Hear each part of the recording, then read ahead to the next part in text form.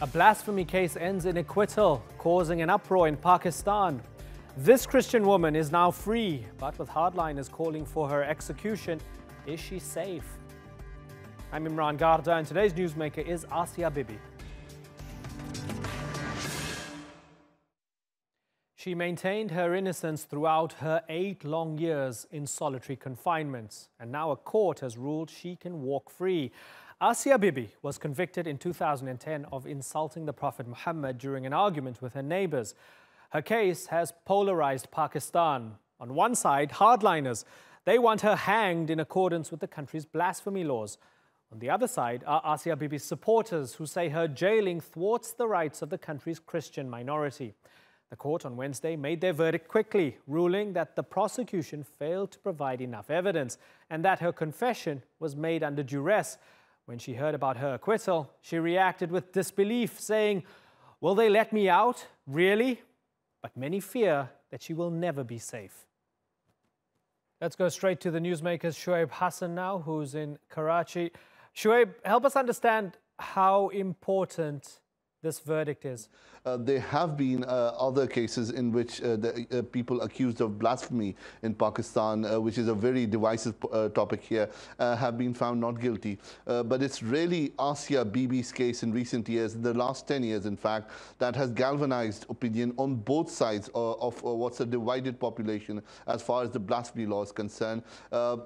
Many of the people in Pakistan's rural and poorer sections of society, and even and in the middle class, believe that as far as they are concerned, she is guilty and she should have been punished. She should have gotten the death sentence, which she did in the lower courts. But most of Pakistan's liberal intellectuals and many of the legal community believe that Aasia Bibi's case should have been, there are no grounds to, in fact, prosecute Aasia Bibi, but they have held back on their opinion because people who have come out and said that she was, in fact, guilty, including most prominently Salman Taseer, the governor of Pakistan's, former governor of Pakistan's Punjab province. He was assassinated by his official bodyguard for airing such views in public. So it's been a divisive topic. People have been scared of voicing their opinions, but now the Supreme Court has come out. It said that, in fact, they believe that as far as they can see, Aasia Bibi is not guilty.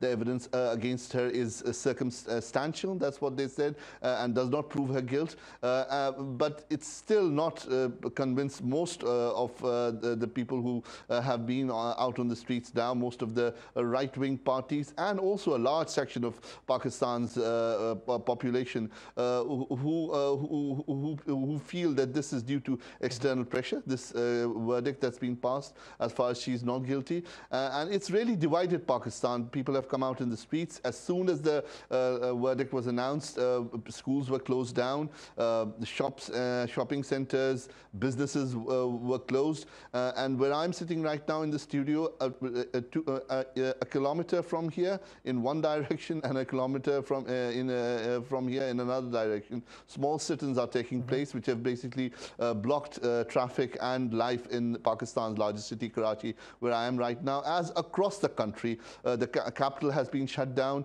and as we just heard, the Prime Minister of Pakistan, Imran Khan, has come out and said that such protests will not be tolerated, and such dissent against the state will not be tolerated. It's ironic, Khan himself was a part of such protests, anti-blasphemy protests, just about a year ago. And he said that, you know, this is something that's really about the identity of Pakistan, its Islamic identity. That's what a lot of people believe here, and that's why it's really divided the country at the moment. And most people that I've spoken to here say that this is far from over, and that they expect more violence, more protests, and much more as far as Aasia Bibi's case is concerned to come in the next few days. Okay, Shoaib Hassan, thanks so much for that update from Karachi. Let's bring in our panel now. Wilson Chowdhury joins me from London. He's the chairman of the British Pakistani Christian Association. And Salman Shahid is with us from Islamabad. He's an advocate and supports Pakistan's blasphemy laws. Let me start with you, Wilson. Is it a big day for you? It's a wonderful day. Obviously, Christians, Pakistani Christians across the globe have been elated by the news that has emerged today. I know that there have been celebrations, and although they are tentative about the response by extremists in Pakistan, well, so far protests, but the threats of rioting and violence upon communities of Christians out there, they still wouldn't want Asia Bibi to remain a single further day in prison just for their own safety. They are pleased, they are extremely happy today. Salman, many people are disappointed, many people are angry that the conviction was overturned by the Supreme Court. Are you one of them? Yeah, absolutely. I'm a Muslim, and because the Holy Prophet Sallallahu Alaihi Wasallam is very sacred to me, like every single Muslim out there. But I want to add a few words, and I want to convey it to my brother. But hold on, just a second, Salman. Before you continue, right? The judge who also freed her is a Muslim, and quoted the Quran and Hadith in his verdict, or the three-panel judge, three-panel group of judges. They quoted Quran and Hadith. They didn't say the blasphemy law was anti-Islamic. They didn't say the blasphemy law was wrong. They believed there wasn't enough evidence to convict her, and they felt that the charges against her were unfair. So just for that sense of clarity, yes. But please continue. Well, I consider it one-sided because when the lawyer who has filed this case against Asia Bibi, he was fighting this case in the Honorable Supreme Court. When he was quoting some verses from Quran, the Honorable Judge just interrupted him and he said, "We are following English law, so please don't quote the Islamic verses in it." What I was saying first, I was just saying that in all over the world, a sketch is being drawn, and this hype is being promoted by some people that only Muslims' attitude is very harsh and at its extreme level regarding blasphemy. I want to convey a message to the rest of the world that it is not like that. Only in Islam the blasphemy is an offense that has zero tolerance level. But even in Christianity, it is a crime that is unforgivable. Salman, I can't let you do this. No. We're talking about something very specific, right? Here's the thing. The Supreme Court, hold on. Every religion has extremism. Yes, I've heard this story before. Let's park that aside. Salman, give me a second here. We're very focused on a very specific case. Now, let me ask you very bluntly. Are you convinced that the woman is guilty? Yeah, the evidence shows, and she has confessed her guilt before the superintendent of police. And there are a number of eyewitnesses that gave their testimony in the honorable court. And you tell me that in lower court, she was convicted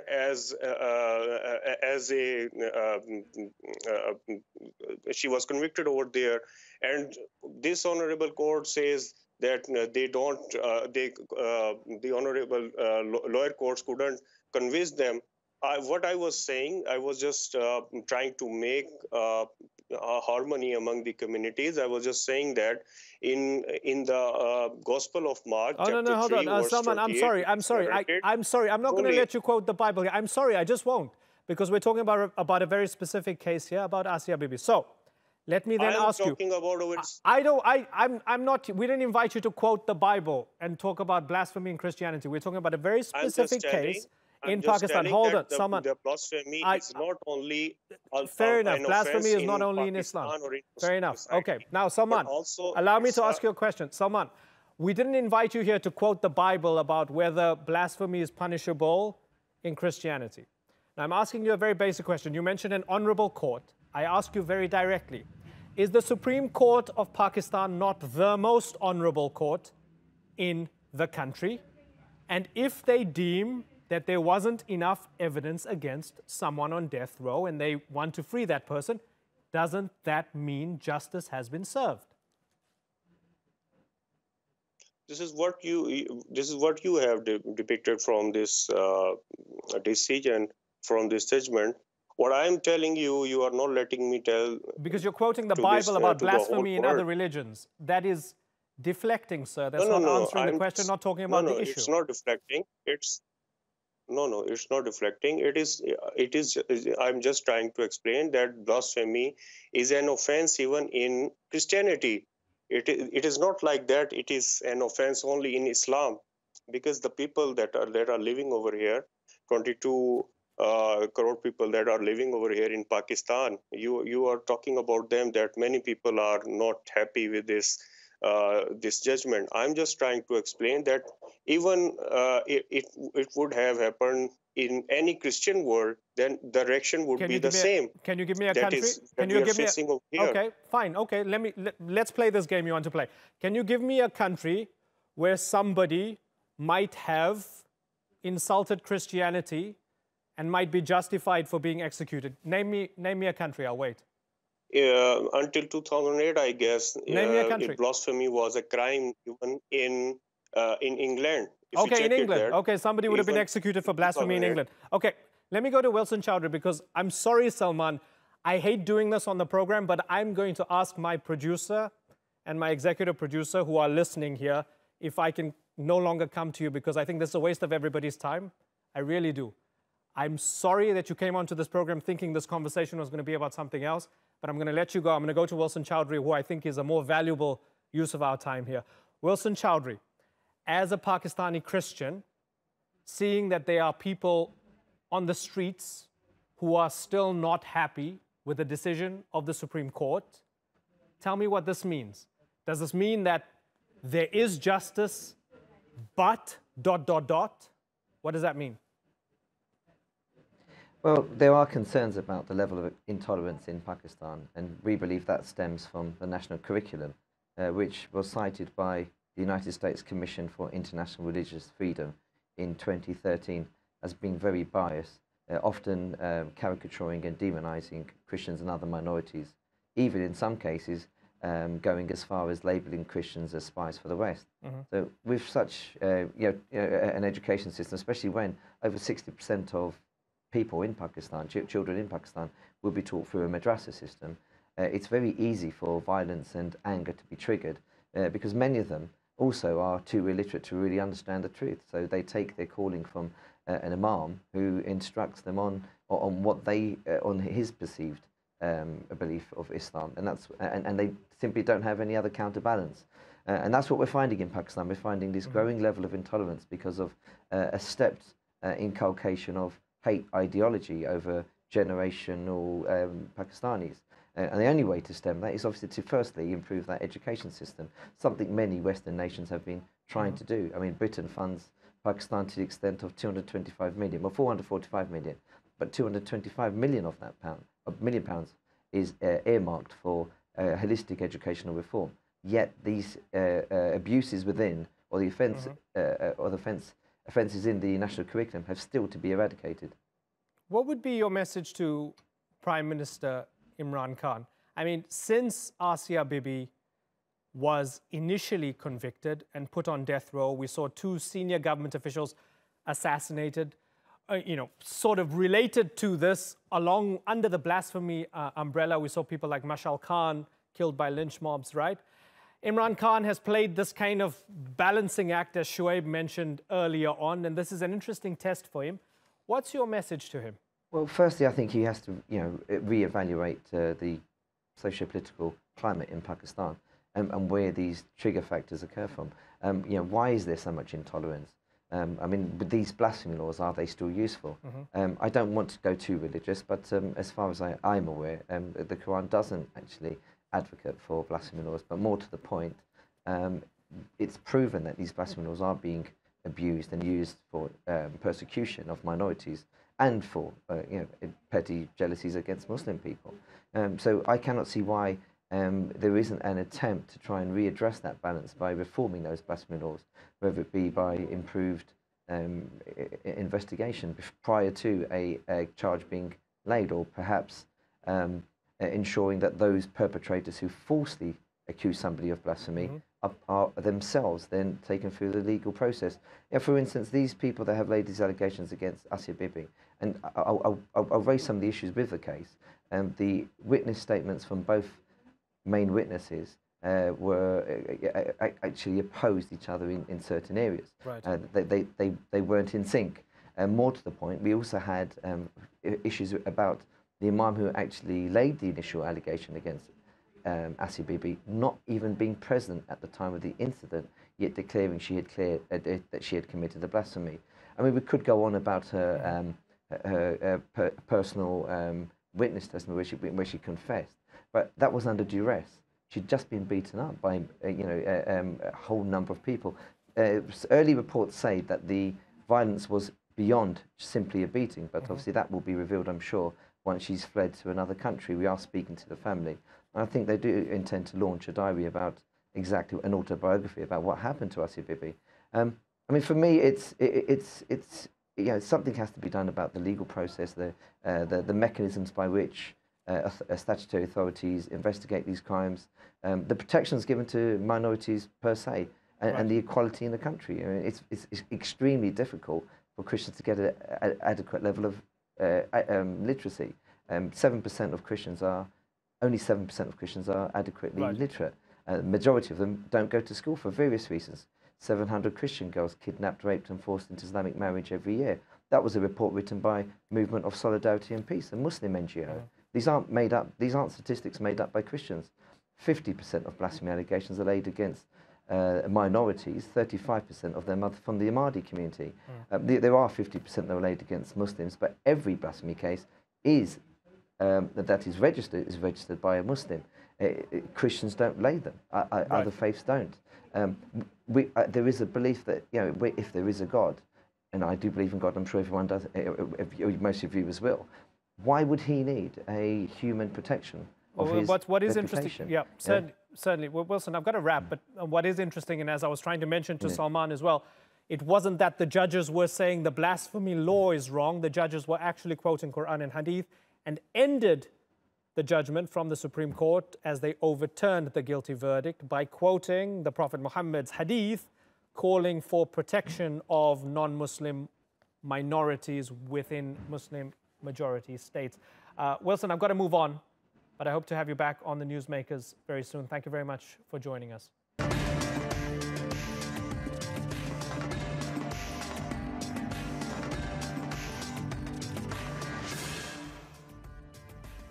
Still to come on the program, are Palestinian factions arresting and torturing anyone who criticizes them? And we debate the EU's ban on single-use plastics. Is this what's necessary to fight pollution? Be careful what you say about the Palestinian political leadership. Human Rights Watch says activists, bloggers and journalists in Gaza and the West Bank are being jailed for criticizing the authorities. The rights group rang the alarm bell with the release of a 2-year-long investigation. They documented dozens of cases against both the PLO and Hamas in which people were detained for writing critical articles or Facebook posts or attending non-violent protests. Worse yet, the group says once in custody, detainees are routinely tortured, held in stress positions, beaten and threatened. Haider Abbasi reports.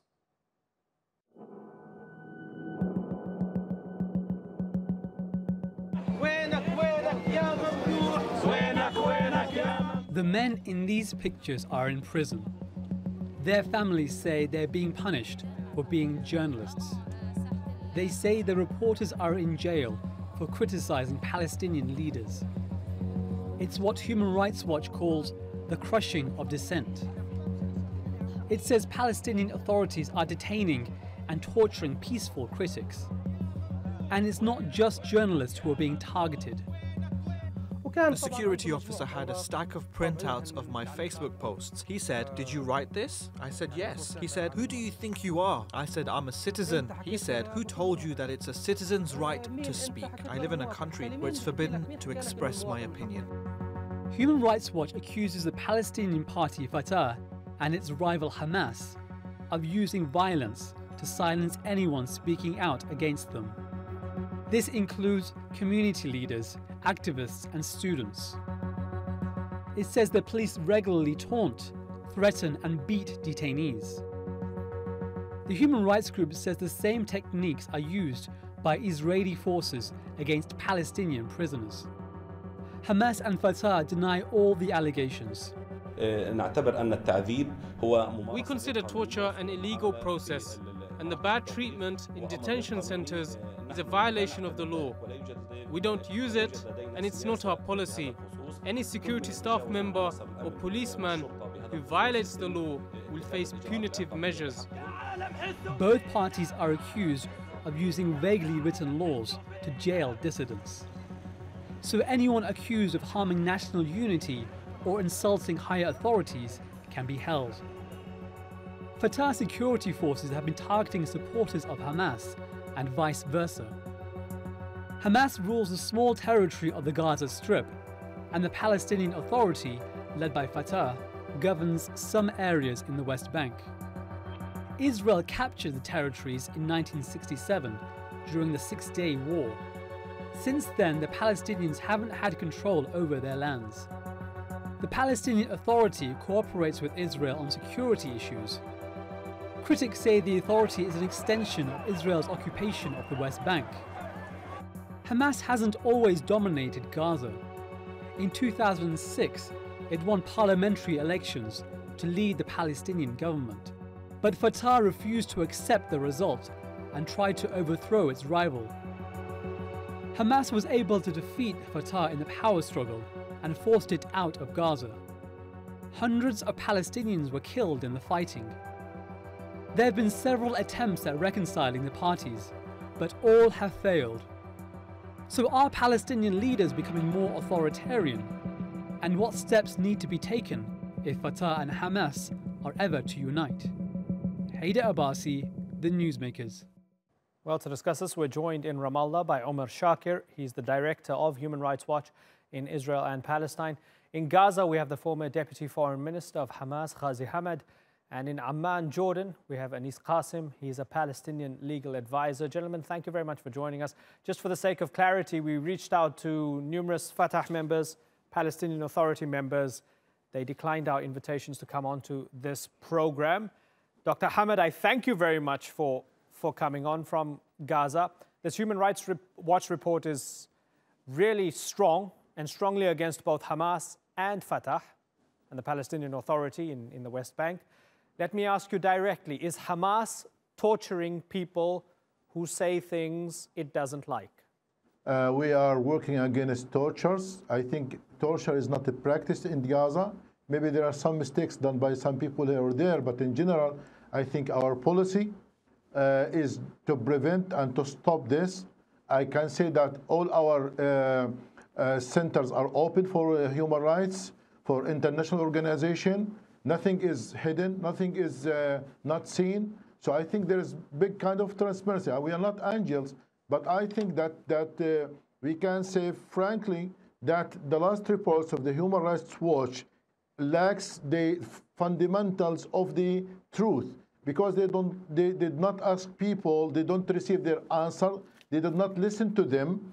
I sat with people with the interior many times. They sent him a big letter to answer all the questions, give him different information, but they did not include this in their reports, and they decided to ignore all the letters, all the informations came from the Minister of the Interior in Gaza. Okay, and so I think this is a big strike to the report of the Human Rights Watch. Okay, that's interesting, because both Hamas and the Palestinian Authority are both saying that Human Rights Watch didn't ask them for their opinion and didn't consult them in the development of this report. Let me then ask the man from Human Rights Watch. Omar, did you not consult with the two parties? And is it true, is it plausible, as Ghazi Hamad says, that maybe these are just some mistakes from some individuals and it's not systematic? Please address that, sir.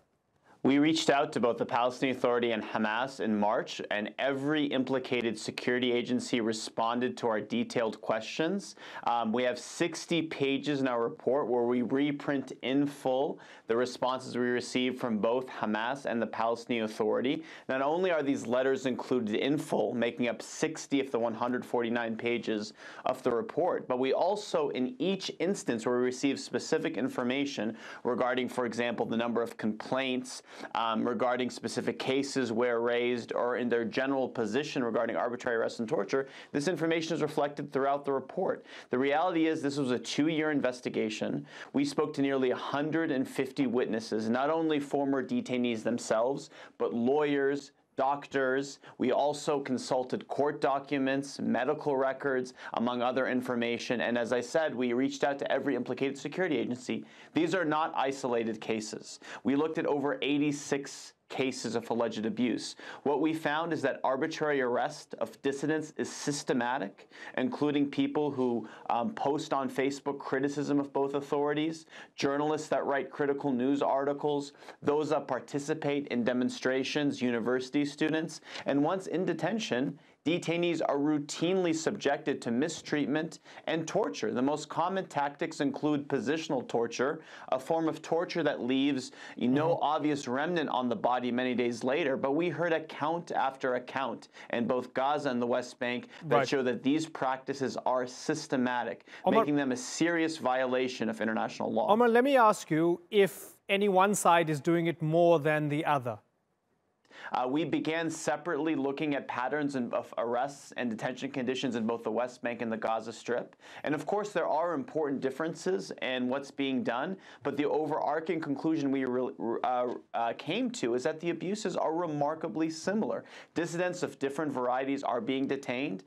Once in detention, they're not detained for months or years. They're detained for a matter of days or weeks. And the purpose of the detention appears quite clear. It is to punish dissidents and deter them from future activism. And in the West Bank, the Fatah-dominated Palestinian Authority is going after largely those accused of being sympathetic to Hamas. And Hamas, they're going after often former supporters of Fatah or former employees of the Palestinian Authority. Again, there are differences in the tactics used and the frequency of what type of dissident is detained, but the overarching practice is remarkably similar, and the abuses are both systematic and serious violations of the treaty commitments, including to human rights treaties that Palestine has agreed to in recent years. Okay, let's ask the man who's viewing this from over the on the east bank of the Jordan River, in Amman, Jordan.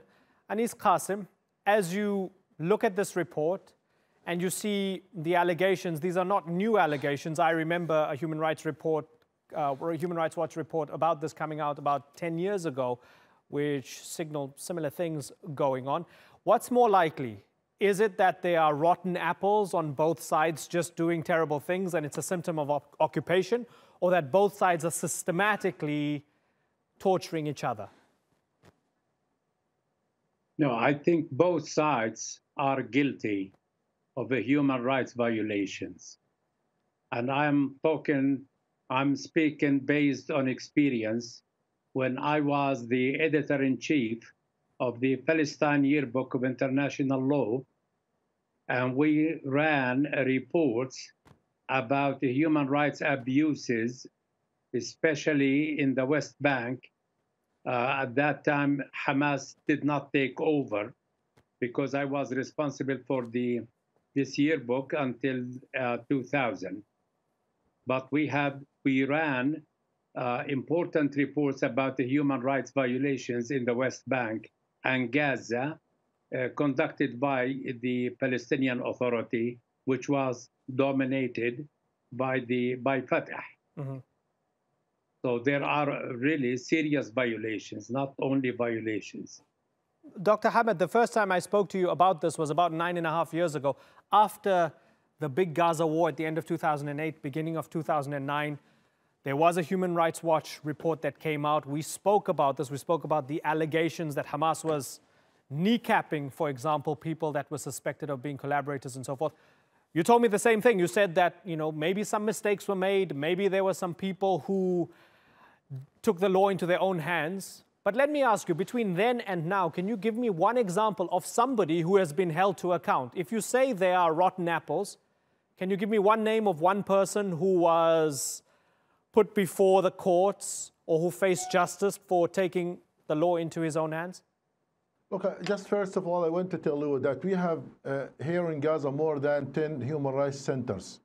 And I think they can ask him, they visit the jail centers, investigation center, everywhere. The Red Cross, I meet him every time. And I never heard them that they criticize that there is a systematic torture or systematic arbitrary arrest. The problem of the reports of the Human Rights Watch, they just listen to some people and then they completely neglect the reports of the Minister of the Interior. They just listen to people when he said, I am tortured, I was abused by some people, someone threatened me, and did not listen to the Minister of the Interior. Yesterday I met the monitor of the Minister of the Interior, and he showed me a big report that we sent it to the Human Rights Watch, but they just took 3 or 4 words from about 15 papers. I think this is done on purpose in order just to show that there is a serious violation in Gaza. I think, as I said, we have some centers, human rights centers in Gaza, and weekly they issue reports and monthly they issue reports about the human rights situation in Gaza Strip. And they never said that there is systematic torture.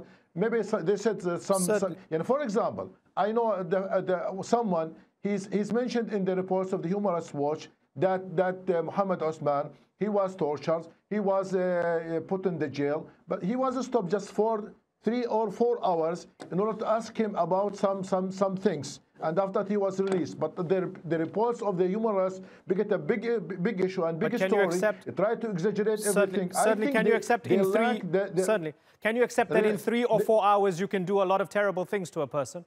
No, they ask him. Look, when for example, they say that Hamas or the government in Gaza, they arrest people who criticize. You have many people, hundreds of people criticize Hamas, and they criticize the government, they criticize the political situation. Please, if you can come and go everywhere in Gaza, I challenge Mr. Omar now to see one of the people who is jailed because of his political opinion. Okay. If he can say that there is one of Fatah organization, he said yes, there are hundreds of members of Hamas, they are jailed and they're captured in the West Bank. But in Gaza, I challenge if he can find one, only one member of Fatah. Dr. Ahmed, before I go to him, of the political background. Before I go to him, and I'm going to ask him that, before I go to him, I want to ask you again, can you give me an example of one person who has been held to account for not following orders and hurting a critic or hurting a Fatah member?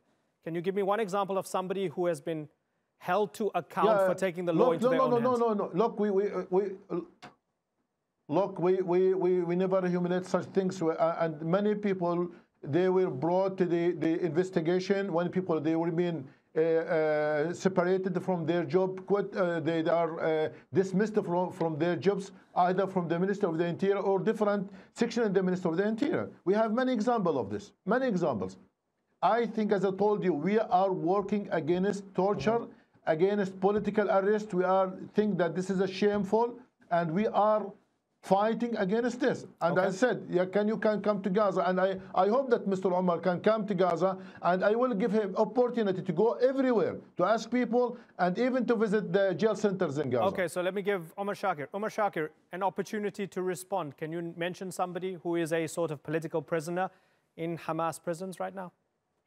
We use the same methodology for this report we use across the world. We cover over 90 countries across the world. In June, Hamas authorities issued a statement praising our work documenting Israeli war crimes when it came to the use of force against the Great March of Return. Our report is replete with case studies. Again, I said we looked at 86 cases. About half of them are from Gaza. You'll see names throughout the report of individuals who were detained for their criticisms. These are cases that are well documented.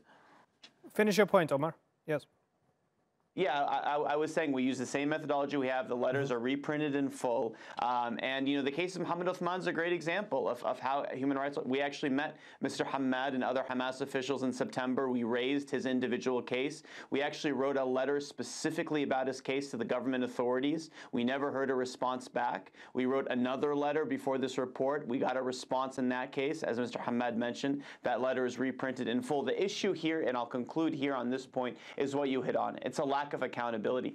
Mr. Hamad himself says there's some isolated cases of abuse. The problem is there's not been a single prosecution, both in Gaza, and it's unfortunate that we don't have a representative from the Palestinian Authority on this program today, in either jurisdiction that has received a criminal sanction for arbitrary arrest or torture. Yes, there may be people fired from their jobs, etc., but Mr. Hamad has not told you an example of one person who tortured a detainee or arbitrarily arrested somebody who faced a criminal sanction for that. So long as there's impunity, I'll be here in 10 more years, like we were 10 years ago talking about the same issue. An interesting point. And yes, I don't want to belabor the point, but I do thank Hamas for coming on our show and discussing this as well. The PA did not want to. We reached out to multiple people. Let me ask you very finally, Anis Qasim, again, a kind of bird's eye view. Big picture, there's an Israeli military occupation of the West Bank. There is an Israeli besiegement of the Gaza Strip. Life is not great for Palestinians in Gaza or the West Bank, arguably worse in Gaza, right? While all of this goes on, many people believe that the Palestinians can only really move forward if they can unify politically. Given everything we've discussed over the past 15 minutes, how likely is political unity, Anis? I am very much pessimistic about unity between both major factions, because in my judgment, both parties are negotiating in bad faith. None of them is conducting the negotiations with the intention to patch up. Each one is driving his own agenda, not fighting for the national agenda. We have a national agenda which should be paramount to each party's agenda. We are facing serious dangers now after Trump took over and they start talking about the centuries deal, which should impose on both parties to forget about their personal or personal agenda and patch up to develop the national agenda to defend our national cause and to defend our people against this potential attack against our people. Okay. Gentlemen, it's been a pleasure talking to all of you. I thank you sincerely, Omar Shakir, Ghazi Hamad, and Anis Qasim. Thanks again. As one European MP put it, by 2050, there will be more plastic in our oceans than fish. It's why the European Parliament has now voted to ban single-use plastic items, from cutlery to cups and straws. But is that enough to clean up the quantity of plastic polluting our water? Or is demonizing plastic merely a straw man? Sandra Gatman reports.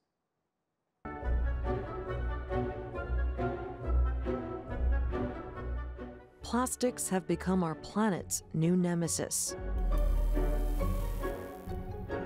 They pile up and take years to break down. Tiny pieces are being found as far away as Antarctica, in animals and in our own bodies. But their time might be running out. Celebrities want you to ditch your plastic straws. Many end up in the ocean, polluting water and killing sea life. We will all stop sucking. If you do. In favor of these trendier paper ones. When British TV star David Attenborough raised the alarm on the TV show Blue Planet, politicians took notice. Audiences across the country, glued to Blue Planet 2, have been starkly reminded of the problems of plastics pollution. Single-use plastics are being banned all over the world, from Malaysia to Mumbai. And now Europe is getting on board. The European Parliament approved a blanket ban on single-use plastics in all 28 EU countries by 2021. The proposal bans balloon sticks, straws, plastic cutlery, and cotton swabs outright. Bottle caps are allowed only if they're attached to the bottle, and the use of plastic cups, bags, and wrappers will be more strictly controlled. Everyone agrees that plastic consumption should be reduced. But are bans the best way, or do they just skim the surface of the problem?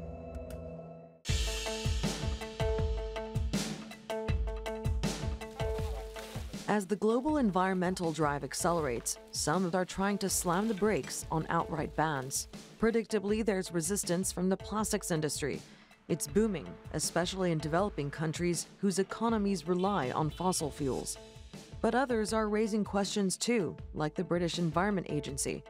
It's warned that when it comes to fighting global warming, alternatives to plastic bags, for instance, aren't exactly the answer.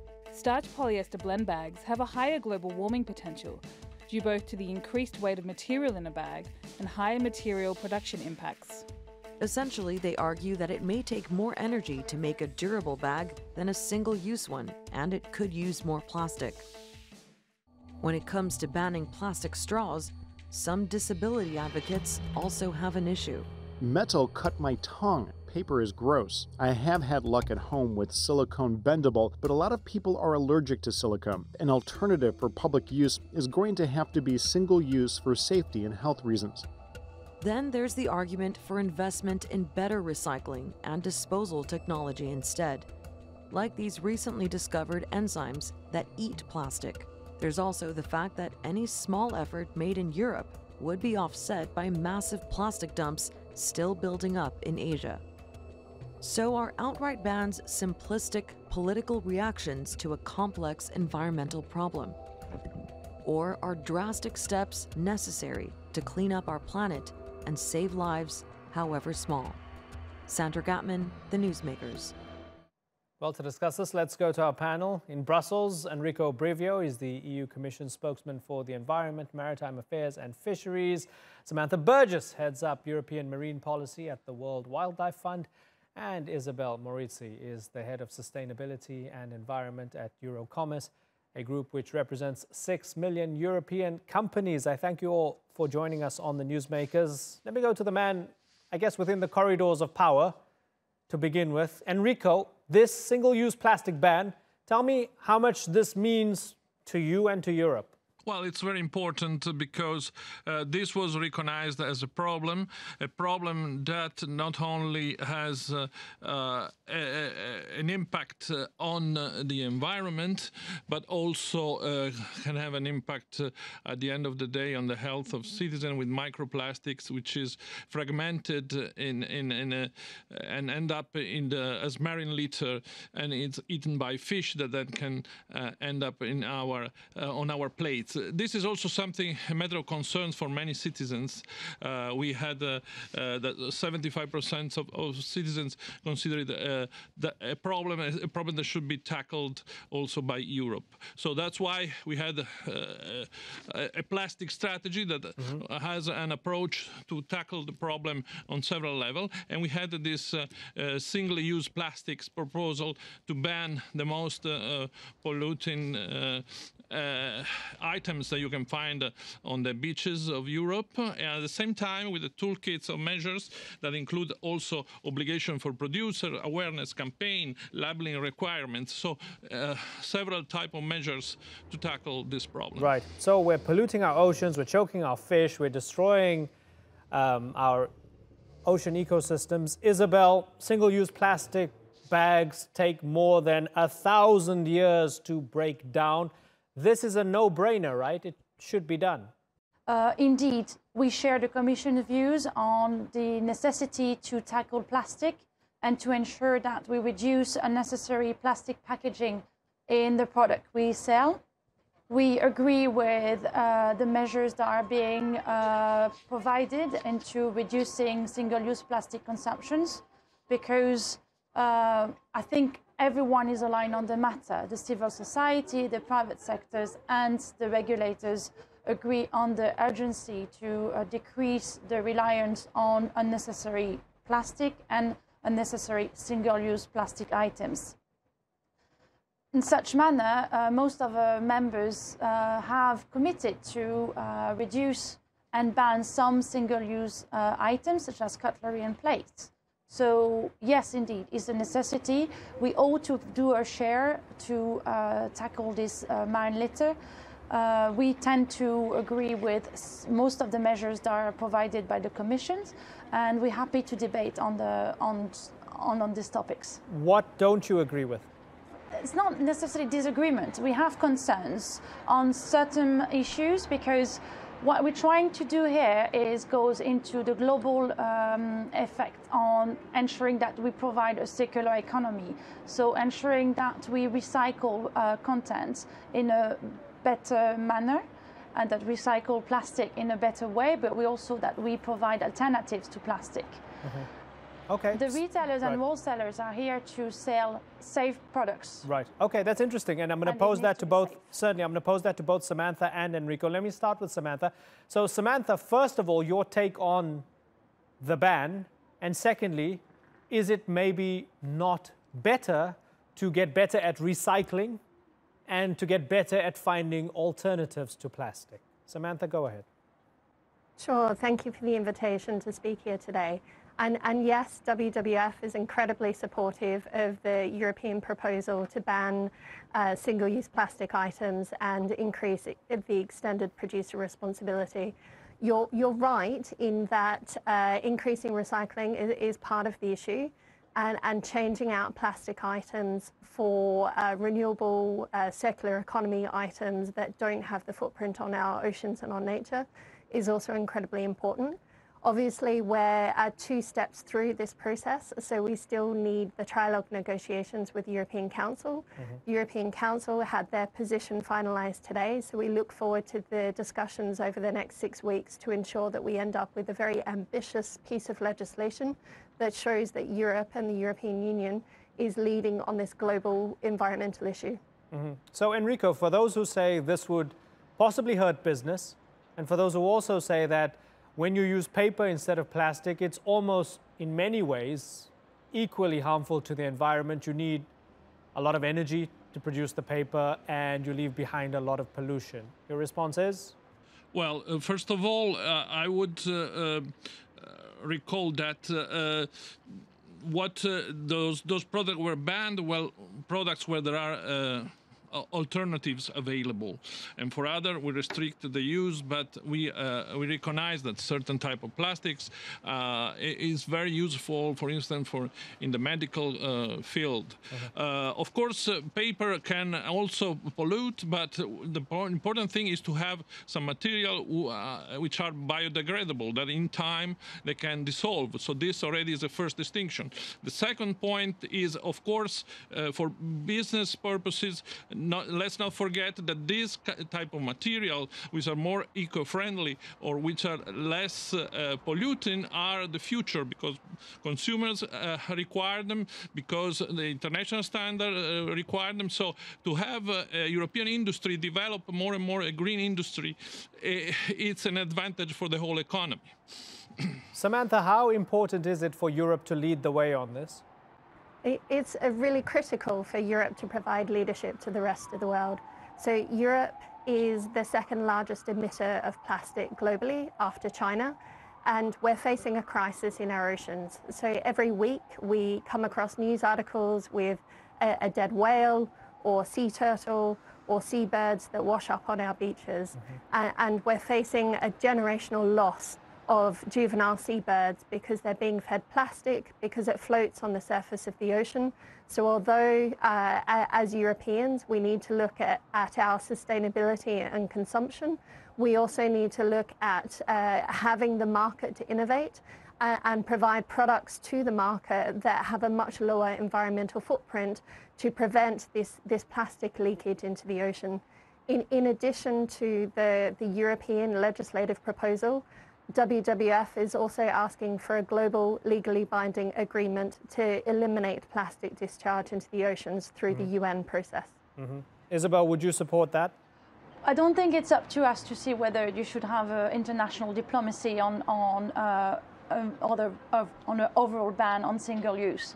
I tend to agree with my counterparts on the fact that we need to ensure that the alternatives are sustainable, because sometimes we have seen, I mean, if you have to change one product with another, we need to ensure that there's science-based evidence providing and reassuring the consumer that we actually doing better for the environment. So sometimes we fear that we change from one product to another without ensuring that you have a certified forest suppliers, or that we're using one product that is not as sustainable as it stands. So this is more of a call for EU regulators to ensure that we do life cycle analysis of alternatives, but I see that the European Parliament has requested that into their review of the directive. Mm-hmm. The main concern we have is regarding the extended producer responsibility.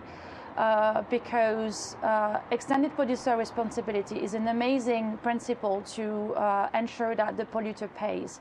It has two major advantages. One is helping into waste management stream. Secondly is improving the design of products, because we are rewarded if the products are better designed. What is not doing is tackling littering, because littering is due to a mishandling of the waste. So we should find another solution to tackle litter outside of the waste stream, because it's not exactly the right framework, and we fear that it will be dysfunctional and just decrease the waste stream. Okay, well, ladies and gentlemen, we've just sort of skimmed the surface of this, and I hope to go into this in a bit more depth later on in the coming months. I hope to have you back on the program, but for now it's been a pleasure having you on the Newsmakers. Enrico Brivio, Samantha Burgess and Isabel Morizzi, thanks again for joining us.